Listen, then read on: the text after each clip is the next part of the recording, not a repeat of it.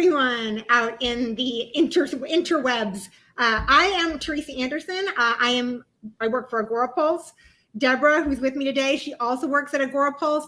And today we are going to be diving into some really juicy data that comes right out of the AgoraPulse platform. So never before shown data about how organizations and brands and users are actually using video inside of the AgoraPulse platform. So super exciting. Deborah has been the spearhead of this from our French team. For those of you who don't know, AgoraPulse is a French company. We are based in Paris, France. We have this beautiful new office just a few blocks from the Louvre. Deborah is lucky enough to work there and be part of our French team. And she and the French team spearheaded this report in partnership with PlayPlay. She's going to tell you all about that. But so please, join me in welcoming Deborah to our English-speaking audience. Deborah, welcome. Thank you for joining us. Hi, Teresa, and hi, everyone. I'm very happy to be doing this live in English today. It's a little bit unusual for me, but yeah, I'm at home today. I'm not at the office because we work partly from home, partly from the office. Yes, we're so savvy as a company. We have that whole remote hybrid thing going on, of course, because we're very fashionable and very forward thinking. So I appreciate you being here. I heard a birdie tell me that this might be like your first English speaking webinars. Is that true? Yeah, that's right. I worked in marketing in English for years before, but we never did any webinar, any LinkedIn Live. LinkedIn Lives didn't even exist when I worked in the US, actually. But I've done many lives for AgoraPulse in France, more than 10, I think maybe 14 or 15. But that's my first one in English with you. Well, then two big things are happening today. Your first English-speaking live stream and the release of all of this incredible data that nobody has ever seen before. So let's get into it because we have a lot to cover in our time together. Just for housekeeping, everybody needs to know that we're in listen-only mode. We are recording this. So there are the ground rules for today's session. And Deborah has introduced herself a little bit, but Deborah, give them a little bit of a background on you and this project and the partnership with PlayPlay and how the report came about so that everybody kind of, again, has context for the data. Sure. So I'm a content marketing manager for AgoraPulse, meaning I oversee whatever content goes out from AgoraPulse in French. So we have other teams doing that in several languages, but I'm in charge of the content that goes out in France, and that includes lives like what we're doing here. I do that in French as well as webinars, so a little bit of a different format. But we have ebooks and reports. I manage a blog, and we have a podcast. I mean, we have many different channels. All that in a demand generation philosophy, right? And as part of my job, I worked for several months on that ebook about video. And that was something really important for us to do because we realized it's a content that is one of the most engaging because that's data that we have seen over time among posts that were scheduled through AgoraPulse, and it's not the most used. So we realized there was something to crack here. We need to give people more advice, more tips, and use data to really show what works, what doesn't work. And we wanted to partner with PlayPlay for that because it's a company that is really specialized in video. We specialize in social media, but they specialize in video. And so we had great content to bring together to create this report where you can find qualitative and quantitative data. So they worked more on the qualitative part and give lots of advice on how to create the best types of content. And we brought the data thanks to all the posts or the video posts that were scheduled through AgoraPulse for a certain period. So when we analyzed over a year of content, and that was 3.5 million video posts. So the data that we're showing today is really something exclusive because it comes from our tool, and it's a big amount of data. So we can be pretty sure of what we're forming today. Yeah, no, the scope of this report, as Deborah has stated, is not to be underestimated. It is 3.5 million posts, video specific posts over all of our global presence where we have people around the globe posting video content on all of the platforms that we cover. And in conjunction with PlayPlay, who's a leader. So this, giving you that context for this incredible data never before shared before this presentation, and a link to the report is going to be at the end, so stay tuned for that. So Deborah, let's start moving through it. Let's get right into it. You've put a little bit of a background on why this was so important to do. What I'm going to give everybody a spoiler here, and that is the fact that when I was reading through this report, what I saw is a big, juicy opportunity for people who are promoting brands on social media. Like, there is a big, juicy opportunity here, not just in how much video is being focused on and adopted, but in what the numbers show. The numbers show you that there is an opportunity that's not being taken advantage of, and there's still an opportunity to be an early adopter here. So here's some background. We're not going to go into all these, but if you want these stats, they'll be in the deck and we can share that with you. But here was a crazy piece of data here, Deborah. I really thought, looking at this, that if you took all industries together in all countries, and you then compared that with agencies in all countries, that there was going to be a big difference. The agencies were going to be a lot savvier, or maybe maybe have a different posting strategy. But what was most amazing to me here is how similar the posting habits were on the different platforms. So 49%, almost half of all posts are being done on Facebook. What does this surprise you? Does this not surprise you? What did you think when you saw this? Yeah, I focus a lot on TikTok. Recently, I've produced lots of content for TikTok, and we talk about YouTube a lot too. We talk about video a ton. And then I see that, and I'm like, oh, wait, okay, Facebook is still the most used network. So that's a WTF moment, right?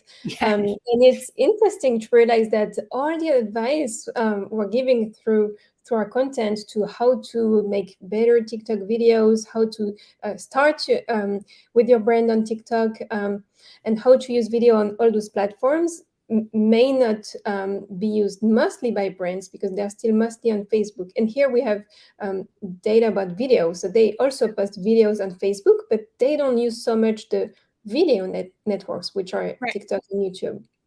Right. Literally hovered around 1% each for both groups.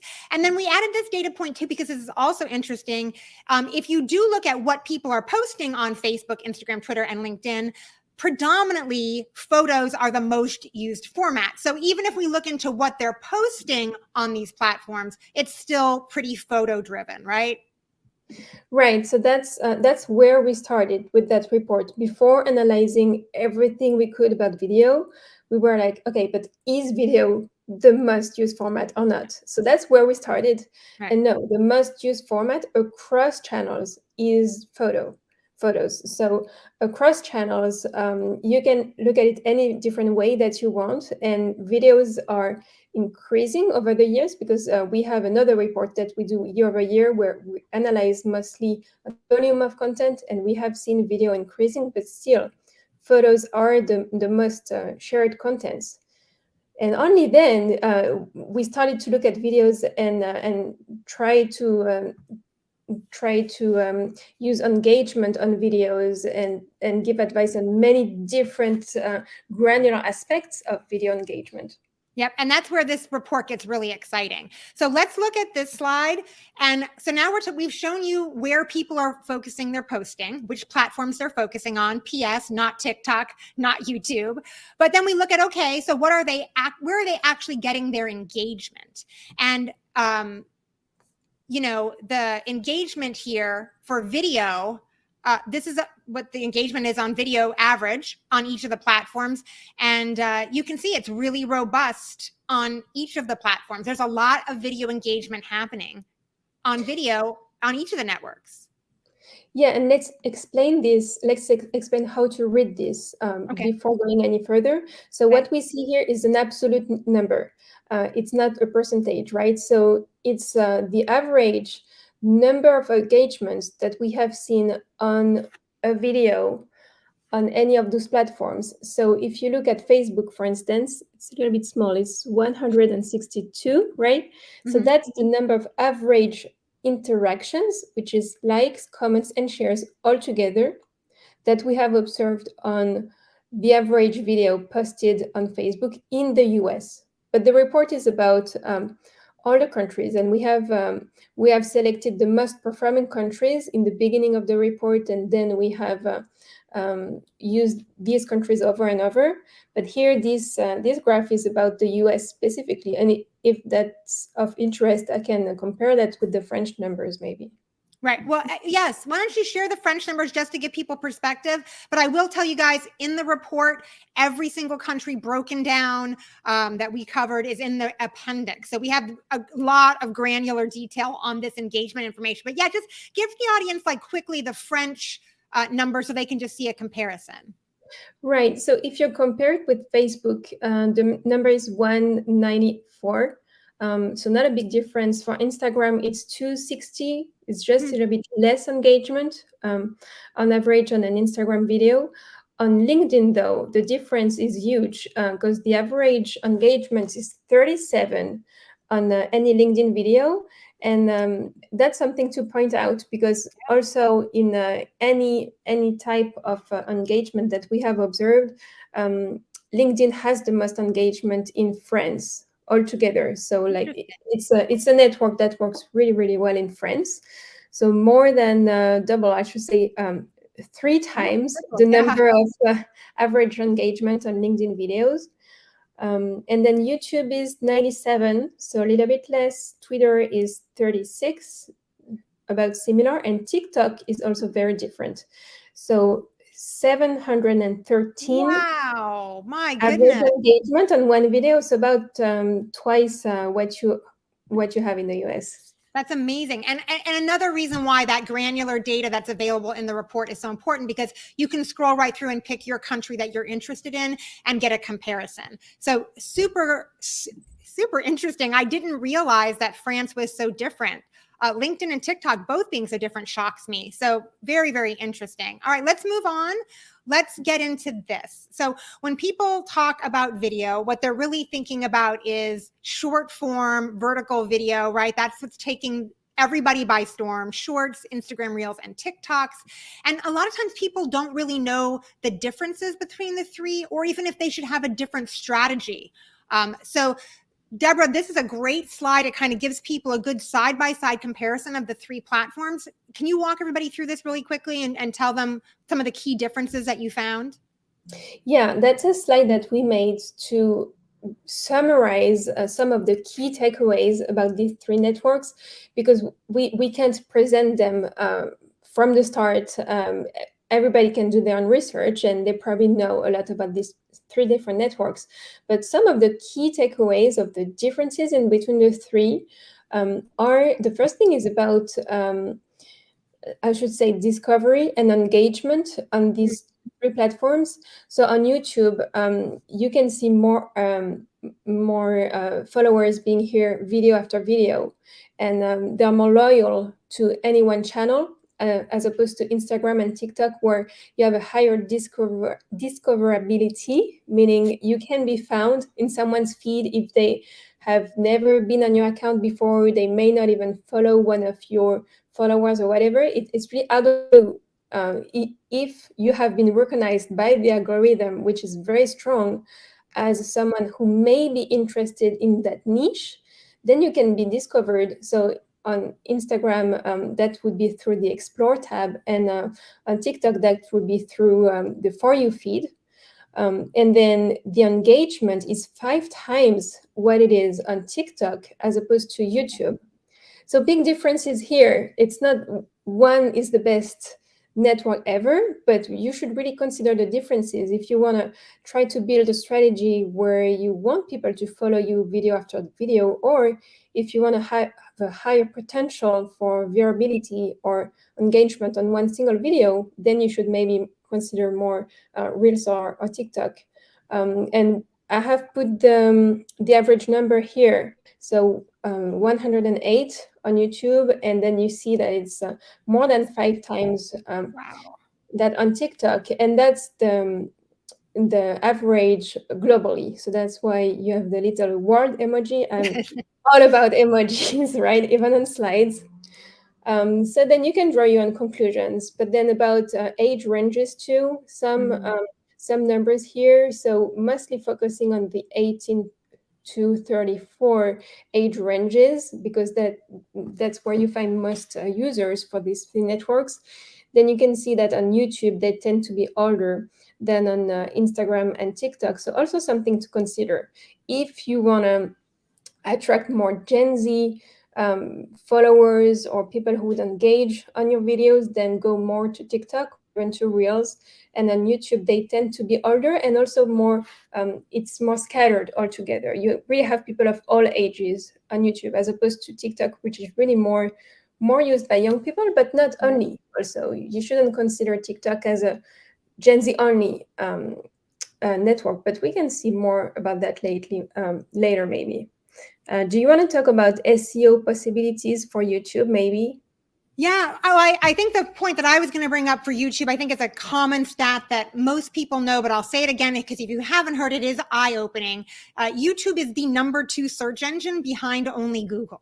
So people are going to YouTube to search to find topics that they are interested in, and it is prioritized as such. So the fact that you are putting a YouTube on, a video on YouTube, maybe you're not getting the numbers you're getting on TikTok. So you think, oh, I'll just focus on TikTok. Keep posting to YouTube, because there is where you're going to get that long-term value. That long-term relationship is a better possibility, but also that real search engine SEO value. We had a question about shorts, and that you can post on all 3 platforms at the same time. That's definitely an option. Yeah. But I would say too that knowing the differences between each of these platforms also allows you to change up your strategy on each platform, because sometimes, depending on your brand, depending on your target audience, it might make more sense to slightly tweak your video content or your tags or your headlines based on the information that's here. So yes, take advantage of your scheduler, but also knowing your audience, it might make sense to invest a little extra time in customizing based on these findings. Right. I wouldn't recommend duplicating videos across channels, because they each have their own specificities. And I think we're going to talk also later about trends and how you can adopt trends from different networks. But the point here is that you can use each network for their real plus. So what we have summarized at the bottom. So like we said, for YouTube, they can be used in a multi-channel strategy and a long-term strategy. For Instagram, the real plus to me is that Instagram has a great adoption. It's used by the most users, and it's growing and growing. And they just started Threads right now, right? Yeah, So so it's exciting. not a network that's going anywhere anytime soon. And then the real plus for TikTok would be the engagement, mostly of Gen Z users, but not only them. So really pick your network depending on what matters in your strategy. Yeah. And I'm going to add for TikTok too. One of the things that we talk about a lot about the TikTok algorithm is that it's really good for being found. So if you are a new person and you're wanting to get that first bit of traction and get seen, TikTok is a great platform for that. So again, factor that into your decisions. Let's move on. We're 18 minutes in and we have a lot to cover. So one of the things that you also covered in this report, Deborah, was different industries, which is huge. And again, this was another big surprise to me reading through the data, how differently video performs on each on each platform in each of these different industries. It was shocking.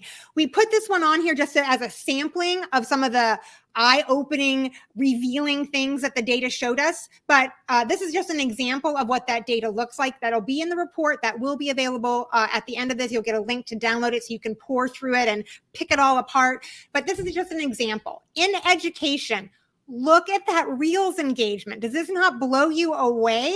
Is this incredible? And I do think it shows you where you had mentioned before, like that younger audience really loves video.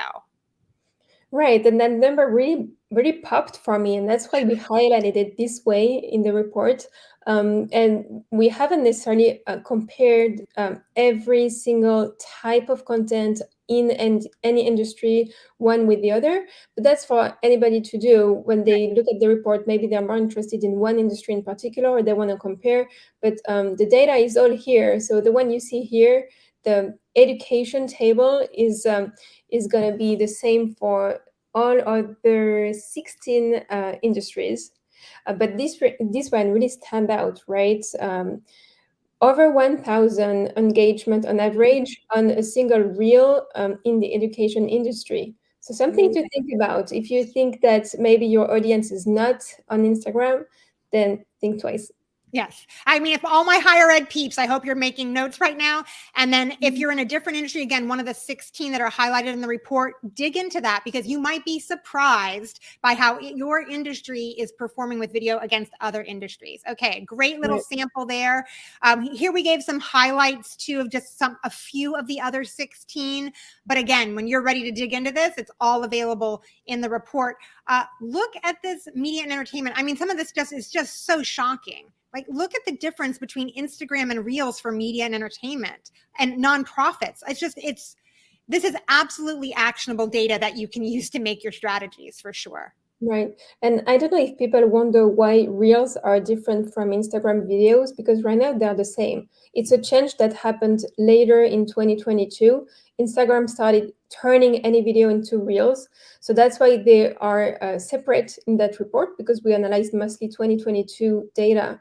But we realized that now they are one and only format. So next year, if we do that report again, and I think we will, then we'll put all of them together, and you'll be able to compare Reels with other types of formats. Yeah, but Instagram is killing it, obviously. I mean, Reels across the board, we're so highly engaged with. All right, so now we're getting into the qualitative, not quantitative part of the report, which again, this is a 100-page report. It is super robust. One of the things that PlayPlay helped us with was, how do you do this? So that was another part of this report that was very important for our team to include. And what we have here is 6 types of videos that you can be creating as part of your social media strategy. If you request the deck, we'll give it to you. Each one of these different types of video are linked so you can see an example of what all of them are. So I'm just going to really quickly ask you, Deborah, like, what's your favorite, or which one do you gravitate more towards, or think the data was stronger? Like, any one of these stand out to you? So personally, I love events like what we're doing here, or any type of video event. I think it's so much fun, and it's laid back. Even in B2B, right now we're talking to professionals, but it doesn't have to be boring. Video grabs attention. It may be more impactful than a list of blog posts or whatever. So I think there's a lot to do with video events, and people engage with that. We have done lives in the French market with hundreds of participants, and we can use it again and again. So you can start with the live, then you can cut it into snack content, then you can turn it into blogs. The possibilities are endless, but I think it's really fun. Oh, it's super fun. The example that we have here is a very short live bit of content that Agorapulse does. It's about newsjacking. So we jump on and we talk about something that's really, really timely.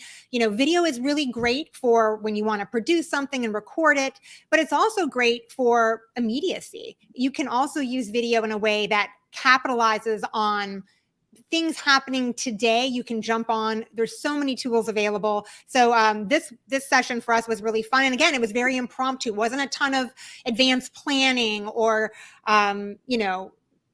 production value that went into this. We turned on the camera and we went at it. So a good reminder to everybody that video, there's lots of different options, and it doesn't have to be production perfect to be valuable. Right. I think it's important to have people understand that video doesn't have to be costly. It can be intimidating at first, but our point is it is so engaging.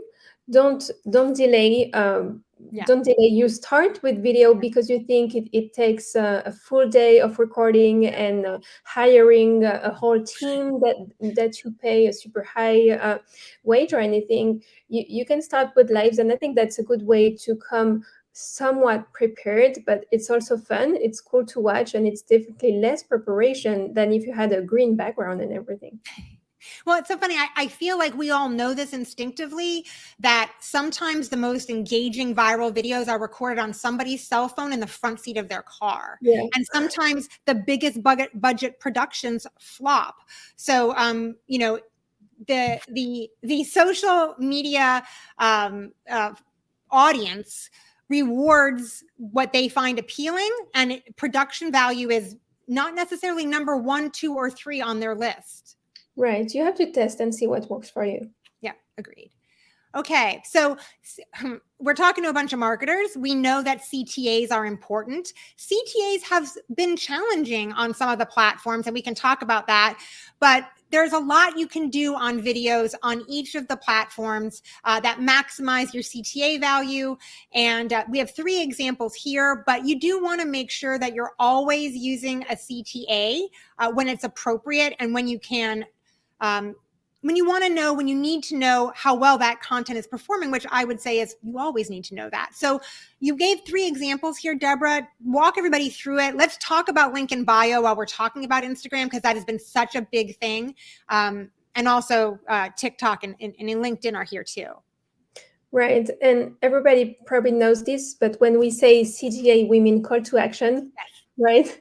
Yeah. And so that's very a random selection, because you have all sorts of CTAs on videos, but it's just a selection of different CTAs that you may want to use. And they're pretty representative of what's happening on these 3 different platforms. So on Instagram, very often you're going to see link in bio. What that means is that people cannot post a link in the post or either in the comments. It's not clickable. I mean, they can always post it. It can be your strategy if you want to put a link there and have people look at it and type it somewhere else or try to copy paste it. It can be your strategy. But generally, people don't put links directly in there, and they say link in bio because then there you can use a tool that will open a different window, and then in that window you have several clickable links, and so that can bring people to your product. Or you can also do like this video says at the end. It says on the video, it says read caption for more, and then in the caption you're going to have the product name. Sometimes you're going to have even a product code, like with a number that's not super sexy to look at, but it's one way to bring people to your products. And that's something that can be done on Instagram. Don't think that people only stay on Instagram. They're also there to shop. You can also tag your products. So product tagging is also another feature that, by the way, is doable from Agorapulse. But there are many different options that can take people away from Instagram. That's not rude to do that. That's my point.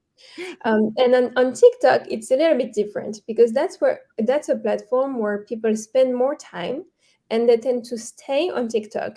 And I don't know if you knew this, Theresa, but the average time spent by a regular user of TikTok is 90 minutes per day. Wow. No, I had no idea. That's crazy. Right.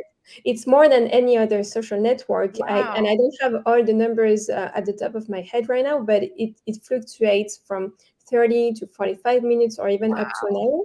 But people spend the most time on TikTok and they don't want to go out of TikTok. So what you can do at the end of a video is either encourage people to watch more videos. So you can say part 2 here. You can create lists. You can even create playlists, so people can just click on your playlist and see the next video, or whatever you say that will make them want to watch a part 2 or another video later. Like this one says here, I'll share a lot more in the next couple of days. So whatever you can say that will make them want to go to your account and then either subscribe or watch one more, or then want to go back to it later. That's something that's more appropriate for TikTok. And then you can also find strategies to make people go out of TikTok. You can use ads on top of your organic strategy. You can do some things, but really you have to be consistent and not do that all the time. Don't always tell them to go to your website, because they just won't do it. So what works more is that type of CTA. And then the last one is an example of a French brand that we love called Respire. It's a cosmetics brand that started with deodorants, and then they developed a whole line of healthy products. And they post on LinkedIn a lot, and it's a B2C company, so it can be interesting at Yeah. first to see that they do B2C on LinkedIn, but they're very good at that. They have a whole human resource brand. They talk a lot about their employees, who they're recruiting, and they also use a lot the personal branding of their CEO, their co-founder. She's the founder and CTO, so she's on video a lot. They use UGC, user-generated content videos a lot, and so they will say, visit our website, or right now it says in French, disponible, which means available on respire.co, which is their website, and you can have a video that's clickable, or you can put the link in the comments. And based on what we have analyzed, you'll have better performance if you put your link in the comments rather than in the post. But you can definitely have people go out of LinkedIn. That works there. So just a little panel of what CTAs you can use at the end of your videos, but definitely try and see what works for you.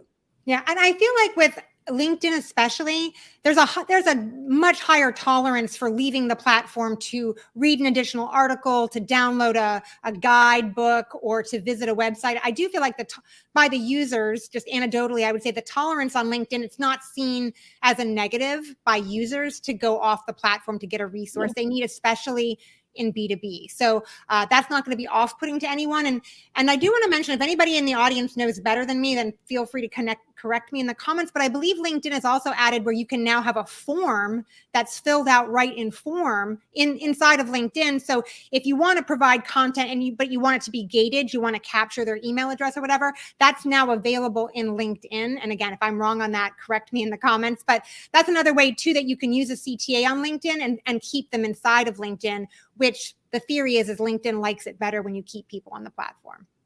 Right. I think it's a type of ad called document ads, but I may be wrong. You also have lead form ads. Yes, the lead I don't know formats. if that's available as an organic content though. But yeah, in any case, if you do use links and you have people go out of the platform, which is okay on Instagram and on LinkedIn, use a UTM code, right? Yes. Because we're gonna talk more about UTMs later, but track your link and make sure that you know people came from that video. And that's also an advice, a piece of advice that we give a lot.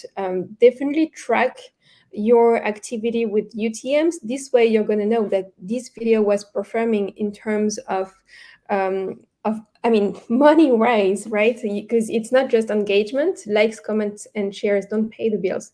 This video really made people buy something, and then you wanna know that, because then you can use that video over and over for different products, for features or whatever you have coming up, and that's data that you really want to have. Right. And again, we're going to go into UTM codes a little bit else, but I will say, if you set up your UTM codes right, not only are you going to know if video in general is performing, you're going to be able to know video on Instagram is performing, video on TikTok is performing, which is going to help you so much with your strategies. And we are going to get into that later. So, as we have just said, tracking this can all be very, very difficult. And as a social media manager, you probably already have a lot on your plate, as this meme shows.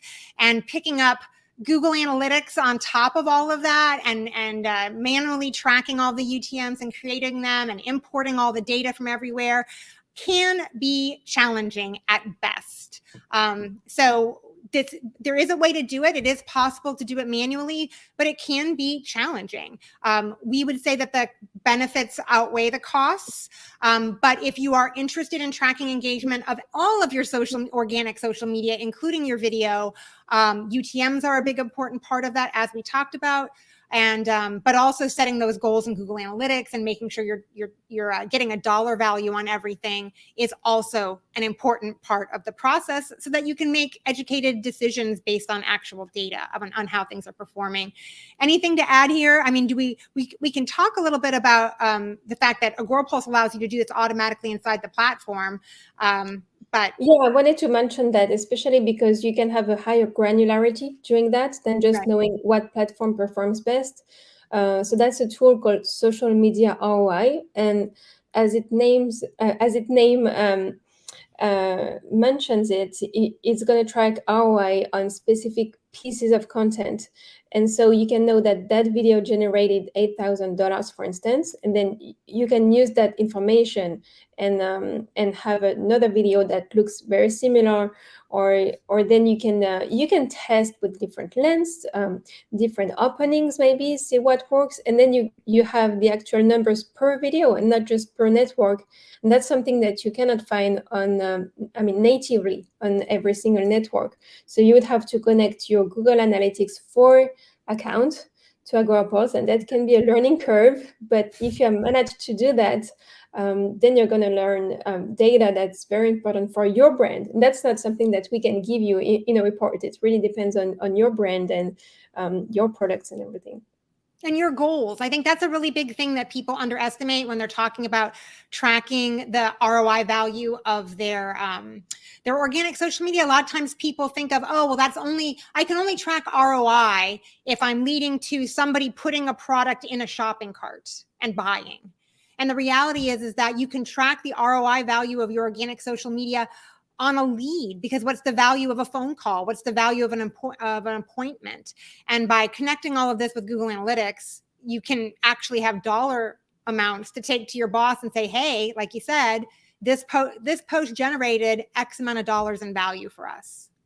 Right, especially if you have borderline methods, or you're trying to do humoristic videos, maybe, or something that's really new and modern. Then they're gonna want to know, okay, but was that profitable? Did Right. we really have to dance or whatever? And then you can say, yeah, we had to. It But worked. It look what worked. It totally worked. And the dancing video worked better than the non-dancing video. And now we have the proof, right? who knows? Yeah. Okay. So basically, this is what Deborah and I were just talking about, but broken down in steps. If you want to measure ROI for video content on organic social media, or same checklist applies to any organic content that you're posting on organic social media. You want to make sure you know at the beginning, what are you going to want them to do? Do you want them to download a white paper? Do you want them to schedule a phone call? Do you want them to download the white paper and then schedule the phone call? Like, what do you want them to do? And then you need to create a path for them to do it, so that you can track each stage of what you're asking them to do. 75 people downloaded the white paper, 20 of those people filled out the form for an appointment. Like, you need to know what that path is. And then you need to build links that are going to track that, every one of those steps. I threw number 5 in here because self-attribution. We all know that third-party cookies are going away, and a lot of that data is an important part of marketers' workflows. That third-party data on how, that you're getting out of Google Analytics. And some of that is going to go away. So I wanted to make sure we mentioned on here self-attribution, the idea that if you capture first-party data, nobody can take that from you. So self-attribution, as an example, would be when somebody buys from you, you ask them in a form, hey, how did you hear about us? That's gathering first-party data. That will also help you add to this ROI story of whether or not video is playing a role in that story of them getting to you. And then I think we've had a comment about this, test, track, and repeat what works is a really, really good one. That is one of the great things about ROI. You can actually use that data to adjust your campaign in real time. So if one headline is doing better than another, you can adjust it, and then track it and repeat it, and get that messaging, and get the messaging and the medium to match up and find success. Yeah, I wanted to add something about the self-attribution, because that's a subject that we covered a lot when we talked about dark social, because at some point we were talking a lot about that, because it's also one of our subjects, and we're trying to explain what it means. Dark social is anything that's happening outside of something that's obviously trackable in any of the platforms that you use. And that links are sent through private messages. There people talk even personally in person. I mean, so by having a self-attribution, by having a way of capturing how people attribute their knowledge of your brand, you have data that you may not find somewhere else in case it came from word of mouth, or in case there was something broken in the past of cookies and whatever happened. Right. That's something that most experts recommend, is to have a form, an intake form, and you don't have Right. to ask what was your first point of contact. They were all pointing to that. You can only say, how did you hear about us? And whatever they will mention, it doesn't have to be the first point of contact, but it means that it's something that really interested them, that they remember. And if they say it was that reel or that TikTok video, then it's going to be really useful to you, knowing that this piece of content really broke through and got someone's attention enough that they remembered about it when they were answering your form. No, that's a great ad. Self-attribution is not just because we've got cookies going away. It also is because dark social is such a big deal. It is so hard to track from, like Deborah mentioned, if I forward an email to someone, or if I have a conversation in real life and point to something. One other thing I'm going to add to that self-attribution comment about having a form and asking them, how did you hear about us? The idea there is that you would leave that form where they could just open text, just write as long or as short of the story as they want, not a drop down, not 200 words or less. Give them plenty of room to tell you the whole story of how they found you. Okay, so we are almost to the end of our time. We do want to cover like UTM codes really quickly. If you aren't familiar with UTM codes, I'll give you a little bit of history on them. Urchin tracking module. I want to say 2005, Google bought a company called Urchin, who had this tracking technology, and we still call them UTM codes to this day. Basically, what a UTM code does, and Deborah's put a really good example here, is it creates like a little tracking. Literally, we are able to put down, like sometimes people call them breadcrumbs, of where the source of this click came from, the medium that they were using, and the campaign name.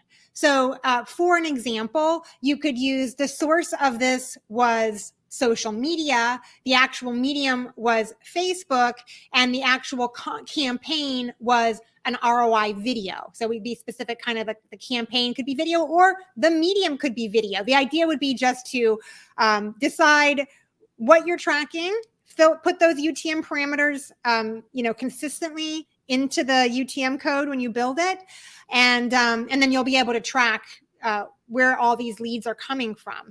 There are URL generators and shorteners out there. Again, this is part of Agorapulse's social media ROI feature. That's the picture that you see on the left of this slide. Actually shows you what it looks like to build a UTM code inside of Agorapulse. The sleepy hero of this whole story is, if you do this in Agorapulse, you eliminate all the possibility of mistakes. So, Deborah, I don't know if you've ever had a spreadsheet to create all your UTM codes and track them, but that is it's very easy to make a mistake when you're copying a URL code or out of a spreadsheet and then pasting it, and then maybe Bob on your team grabs the wrong URL and you grab a different one. So one of the sleepy heroes of this UTM builder inside of the Agorapulse platform is the URL that you create, the UTM that you create, is now in a drop-down menu. So you and Bob are grabbing the exact same one with no chance of mistake. So, right. And it's not only a UTM code creator, the little box that you see here. It's also interesting because that feature is integrated with the rest of the features. And then in your reporting, you're going to be able to see very clearly what link brought what results. Yes. But I'm so sad because my little emojis didn't show here on that slide. Didn't. Why not? That is weird. It's something I'm learning about StreamYard, the tool we're using. But next to that very long UTM, there was an emoji doing that. And I put it here just to show that it's super long and ugly. Right. But then the little orange arrow had heart eyes, just to show that in fact those very ugly links are going to be shortened right away in Agorapulse. So you don't even have to do two steps. First, you create your UTM, and then you shorten your link. Yep. You enter all your parameters here, and then it gives you a short link that you can use, and also that you can track in your report. Yes, and makes it easy to share among your team because you're pulling it from a drop down menu where it's saved for you. So that's huge process efficiency. As someone who has grabbed the wrong UTM link more than once from a spreadsheet, I love this feature. Okay, so something else that's in the report that we just wanted to give you guys an intro to, just so you guys know it's there. 2 case studies have been included in the report about video specifically, so you can read how a brand is using video in real life. Our B2C case study is 900.care.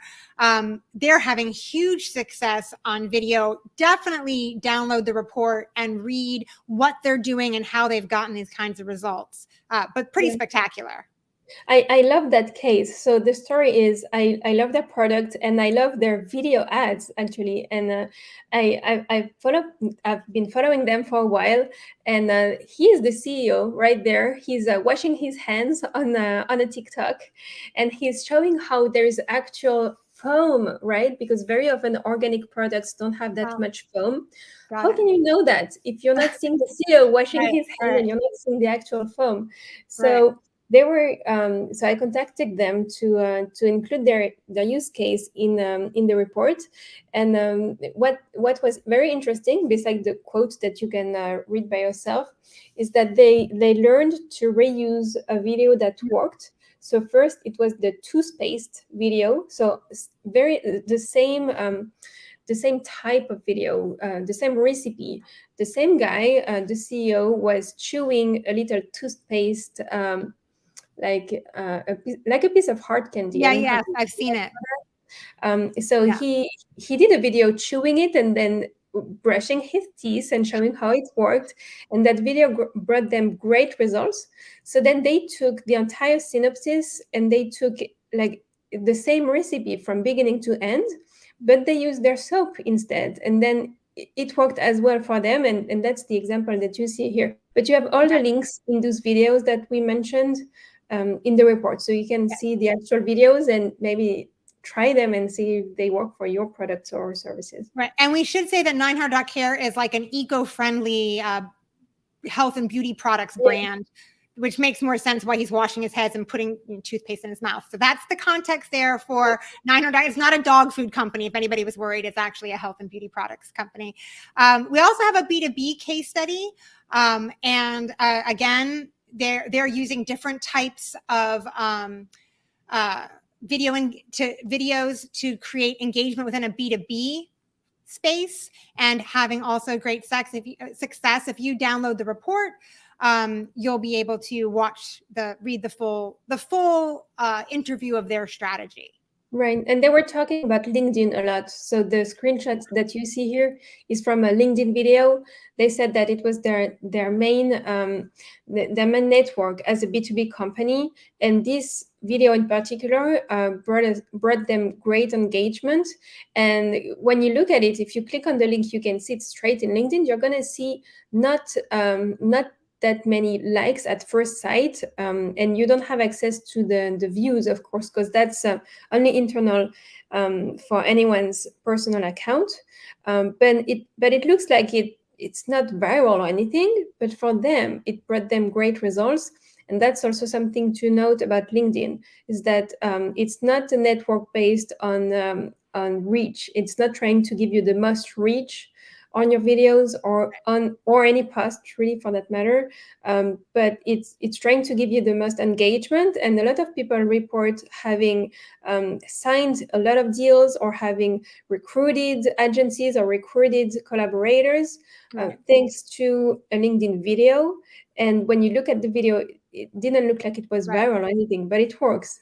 Right. Well, I think what's important about LinkedIn, especially for B2B, is it doesn't have to have high engagement to have the right engagement. You don't, Yeah. it's not necessarily great if you reach 10,000 people who aren't your audience, but you only need 5 clicks from people who actually are your target audience to see results where it really matters on your bottom line, on your leads and your sales and your visitor behavior. So yes, keep in mind LinkedIn and video on LinkedIn is another opportunity that was highlighted and by this report. So next steps, we're going to wrap this all up now, Deborah, with what we suggest that people do if you're on video now, but you want to get more out of it. If you're not on video yet and you're wanting to get into it, step 1 here is to be a user, to scroll your way to success. What about the platform specific features and best practices? It's amazing to me the numbers behind how sounds make a difference and all the different features that are available on each of the platforms. Yeah, it's really something that you have to use, especially for TikTok and Instagram. But mostly on TikTok, there is a whole strategy to have around training sounds. And our point here is that you have to adapt the specific features of each platform. You can always do one video on one platform and then cross post it everywhere, but it's just not going to work as well. I'm not going to say that it's going to damage anything, but maybe it is in terms of brand image. Depends how evolved you are with video and how video friendly your audience is. But for instance, you can capture the same footage at first and then use a different sound, use different filters and features on each platform. And so that was mostly for TikTok, those bullet points here. So you can look for a training sound from your search bar. You're going to type in your search bar training sound or viral sound or anything like that. And then you're gonna have a list of different tabs. And so pick the sound tab. And then in there, you're gonna see different sounds with how many times they were used. And so if you see 1 million, for instance, it means that this sound has been used on 1 million videos. So definitely pick this one because that's a viral sound. And if you can make it match with your content and if it fits your strategy, of course, and your editorial line, then for sure use that sound. And you can start with any message, anything that's related to your products or services. But why miss on that trend? Because it's really gonna bump your reach. So do that. And then geos and stitches is a feature also that's only available on TikTok. It means that you're gonna use an existing video either to respond to it if you have something controversial to say. Either you can use it for UGC, user generated content.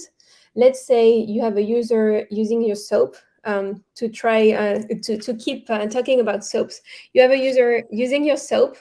You can do a stitch, and so it's going to start with their video, and then we're going to see your stitch incoming, and then you can comment on that. You can have your CEO comment on that or whatever, and that's going to really bump your reach also because it's going to use the reach of the previous video. Right. And that's specific on TikTok, Deborah? That's specific on TikTok. Really, the Okay. 3 bullet points are mostly on TikTok. And then challenges, you can do them also on Instagram, but it works really well on TikTok. You will pick one hashtag, you will create a branded hashtag for that and try to have people recreate the challenge that you have given them. And you can also spend some budget on that. That's one of the TikTok ads that exist. And it's really specific to TikTok. So that's why we were saying, adopt these features. It's gonna help you more than try to be everywhere at the same time because your budget is limited. Obviously, Right. it's gonna be better used really using all the features and all you can on one channel to start with, and then you can test and learn and go from there. But also, Yep. we were saying keep an eye on competitors. Like we were saying, scroll a lot. Right. And Right. also scroll your competitors, see what they're doing. You don't have to copy everything, but definitely see what everybody's doing to be to be in the trend. That's really Right. what To be relevant, you need to be relevant to the conversations that are happening. Yeah. You also need to not worry. Again, we covered this before. You don't worry so much about your production value. Don't worry at first about buying that perfect camera. Perfect is the enemy of the good. Get in there and get it done so that you can test and learn from what you're doing. Right. You really have to be fast on TikTok. It's really a platform where you cannot create your content months in advance and have a beautiful publishing calendar way in advance. You really have to seize the trend. So more so on TikTok, but also on all the different networks. What we want to teach you here is really to get started. Maybe have several videos ready in advance, but then also insert some videos that are going to be related to actual trends and mix that up so that you stay relevant. Yeah, I agree. That's good advice. So we've teased a lot. We've pulled a lot of we've touched the surface of all the robust data that is packed in this report. This, as promised, is the link to go and get that report for yourself so you can dig into your particular country, your particular industry. You can type this shortened link into your browser. It does have a UTM tracking, so we'll know it came from this event. And but you can also click it in the link. I'll put the link on all the platforms. There'll be a link to download the full report. And then if you want to see this feature in action, that ROI feature that we talked about, you can also type this URL in. I'll also put a link in the comments, and you can actually take a demo of Agorapulse and see that social media ROI feature in person for yourself to see if it's something that will work for you. I think we are done, Deborah.